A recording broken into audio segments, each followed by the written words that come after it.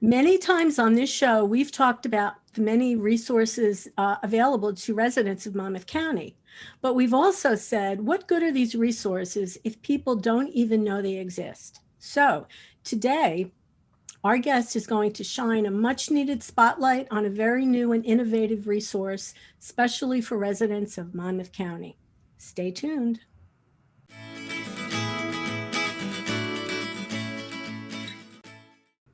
Hey, good morning, everyone, and welcome to Scan FYI. Hey, Mary Beth, good morning. Good morning, Andrea. How are you this morning? Very good today. I see we're wearing our red again today. We're closing out the month of February for National Heart Health Month. And again, we want to encourage everyone to see their doctors, get their numbers, especially the women out there, don't neglect your health. It's very important. So again, we're wearing our red.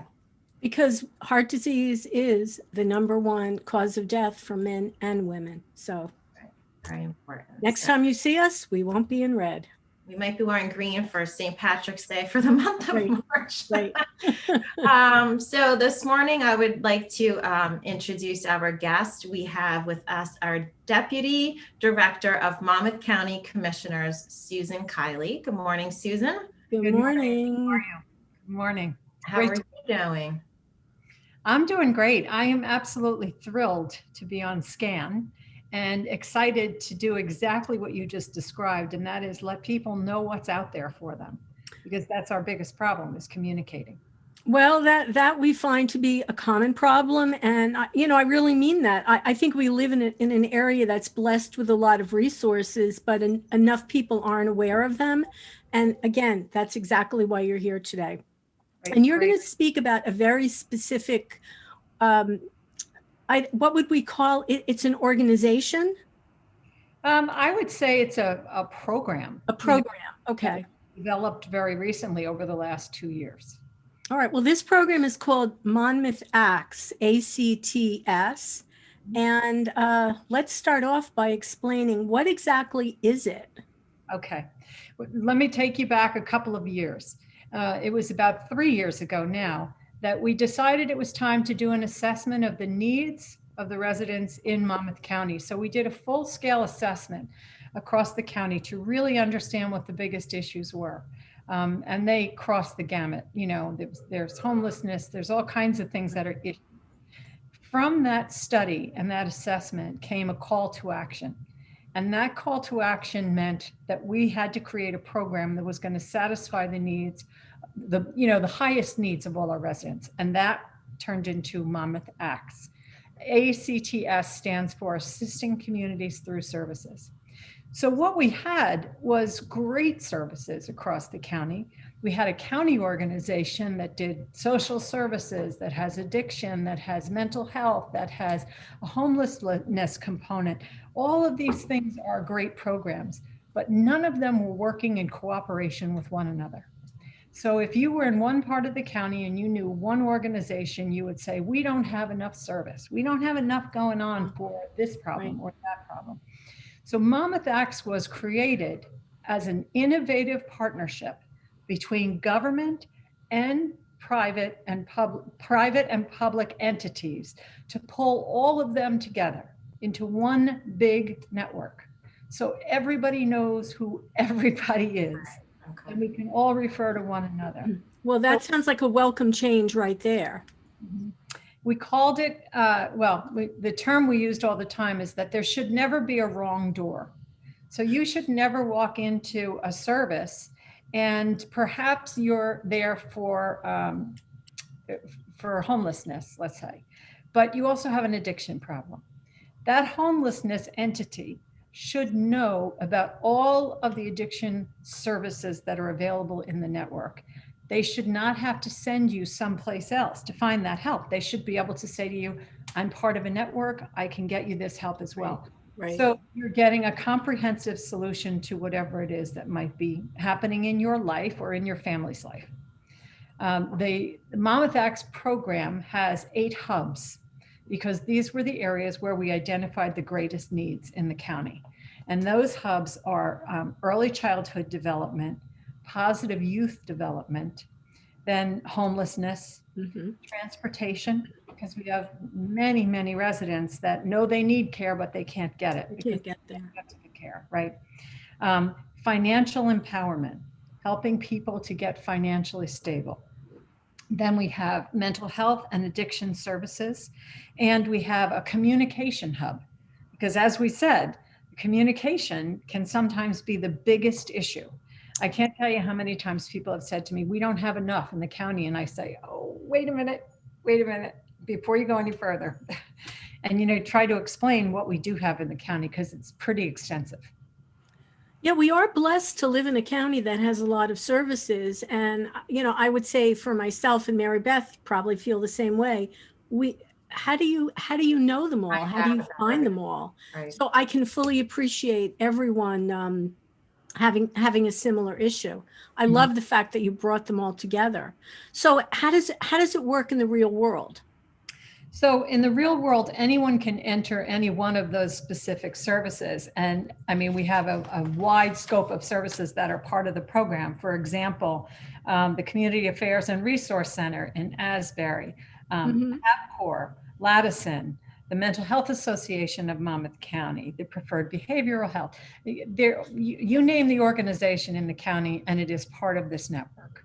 The Monmouth ACTS group meets on a regular basis. They talk about what's happening in their programs. They talk about things that we could all do a little bit better. And we work hard on communicating all of the services out to the community. Now, the most recent thing we did was, we identified that since I also have the health department, so I oversee the COVID operations, for lack of a better way to say it. But one of the things we found during this COVID-19 disease process is that so many people that never before had problems like joblessness or homelessness or not enough food, all of a sudden had it. They were experiencing things that they never experienced before. They had never accessed the system before. They had no idea how to get that help. So we created another portal into Monmouth ACTS, for a better way to describe it. And basically that's called the Financial Recovery Initiative. And the purpose of that is to give people a website, which is Monmouth ACTS. It's included in Monmouth ACTS, that they can go to for resources, or a warm line. So if they have questions or they have issues and they want to talk to somebody about those, they can call a line, actually speak to a person who is more a customer service person than, they're social workers, but they're trained to be customer service. Because remember, a lot of these people that are calling have never had to call social services, have never had to look for service. And they will walk them through the system, and they will direct them to whichever resource or resources is going to help in their particular circumstance. So whatever resource you wind up going to initially, they will have all of the other resources available to them as well. That's the idea. Yep, that's the idea. No wrong door. I like that. No wrong door. I was going to say too, and a lot of times when you're having a conversation about one need, you might find out that there's other resources for things that, can assist you as well. So that's nice that they all speak to one another.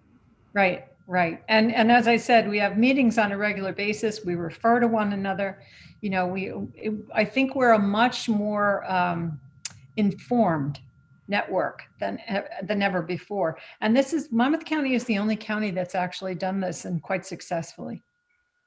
So how do people reach out to the organization, ACTS, to the program? What's the best way to do this? There's several ways, but the best way, if you're computer savvy, is to get online and go to monmouthacts.org. And that will take you right to the website where the Monmouth ACTS is, where all the resources are listed. You'll learn about even the financial recovery is there. And there is a phone number on the website that you can call if you have questions or you want some more specific information. Then the Financial Recovery Initiative has a separate warm line, and that's specific to people calling into that service to ask, help me navigate through the system.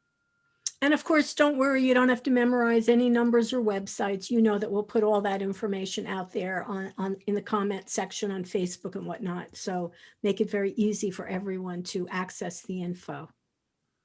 This is so important. Programs like this are just critical because of exactly what we've said. You know, people just don't know it's out there. And the more that we're able to talk like this, and I'm very grateful to SCAN for letting us do this presentation, the more people know that there's help for them if they need it. Well, our whole mission in doing Scan FYI is to share information and resources, you know, very much community-based, because I mean, we get it. We understand that at Scan that what good is any resource if no one knows about it. Exactly. So that's part of what, you know, why we feel it's really important to be able to make this, you know, to make it public. Great. Now, are there any special parts of the program, I guess, that you really want to highlight for us, Commissioner Kiley? Well, I can give you some of the success stories that have come out of this program just as a result of it being in existence. That would be great.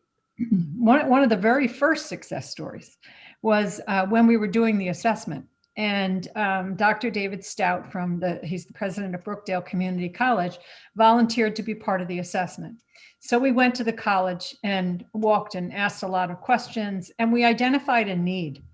We discovered that there were students that were sleeping in their cars. And the reason they were doing that was because they could afford to go to school, and school was very important to them, but they had no housing, many times no food, and were really struggling with daily life in order to go to college. Mm-hmm. So what we did was we opened up a social service office on campus. And we allowed students to come in, to find resources, to find housing, it was a huge success. We also had staff, we had professors, and all kinds of employees that once that they knew that office was open, started to take advantage of it. And we were able to direct people to all the services that they really needed in order to have a quality life. So that was a huge win that we didn't even know was going to happen. That was one. That's pretty remarkable. And I'll tell you another one that was remarkable. I have a nursing background. Yes, that's right. This was kind of near and dear to my heart. We discovered also while we were at Brookdale that the student nurses have tremendous courses in their nursing program. But one thing they did not have was a program to teach them how to interact with an addict or a mental health patient when they are in the throes of their addiction. So they appear in the emergency room and they may be violent, they may whatever. And the question is, do you know how to handle them? Do you know how to approach them? Do you know the right ways to be able to engage and have a successful interaction? There was no program like that, but we had someone in Monmouth ACTS that had developed that kind of a program in New York. So we presented it to the nursing board, and that program is now in existence at Brookdale College. Wow. So that was a great win. That is a great win. Yeah. Then we've had many others. You know, we had in the young early childhood development, we discovered on one of the calls for this, for the hub meetings, that there was a huge need for diapers and wipes. A lot of these young moms couldn't afford to buy them, and there was a huge need. And I, for one, had no idea. So we decided, well, wait a minute, why don't we just do a drive? Let's pick a couple of charities, because now we know them all, right? Let's pick some that have a wide network. And the one we chose was the RAIN Foundation, which is situated in the Bayshore, but covers pretty much of Monmouth County. Mm-hmm. And they ran a diaper drive in cooperation with another church in the area, in cooperation with the police department. And we got more diapers than you can imagine that we were able to deliver to places in, Asbury Park and other areas where a Hazlitt-based charity might never have known there was a need. That was another one. We have lots. I mean, we've been... A question that just occurs to me, is there any opportunities are there any volunteer opportunities within the program? Always. There's always volunteer opportunities. And again, that's a matter of reaching out and letting people know that you're there and you want to volunteer. Different organizations are busier at different times of the year. I'm involved in another charity called Breast Intentions. And they are an organization that helps women with breast cancer when they're going through that critical stage in their lives. And they are really, really busy, as you can imagine, in October, during Breast Cancer Awareness Month, whereas the RAIN Foundation does a big thing at Thanksgiving and Christmas.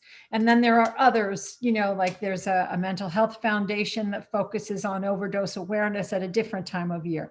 So there's always something that you can volunteer for. And we welcome volunteers. If people are looking for volunteer opportunities, should they go directly to Monmouth ACTS?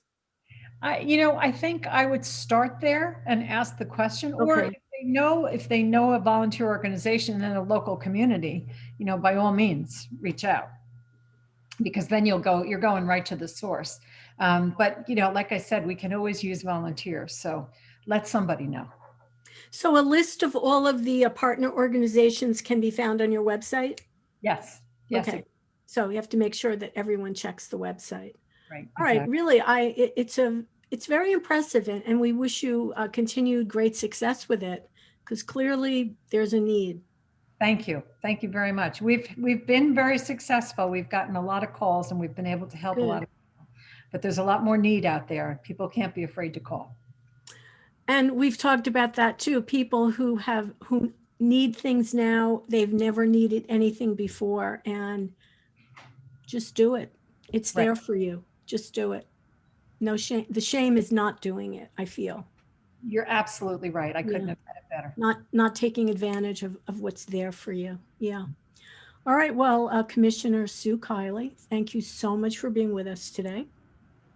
My pleasure. Much appreciated. Okay. From Monmouth ACTS, again, we'll put all the info out there for everybody. And always remember, if it's important to you, it's important to us. I'm Andrea Tarr. We'll see you next time on Scan FYI. Bye, Mary Beth. Bye. Talk to you later. Thank you, ladies. Bye.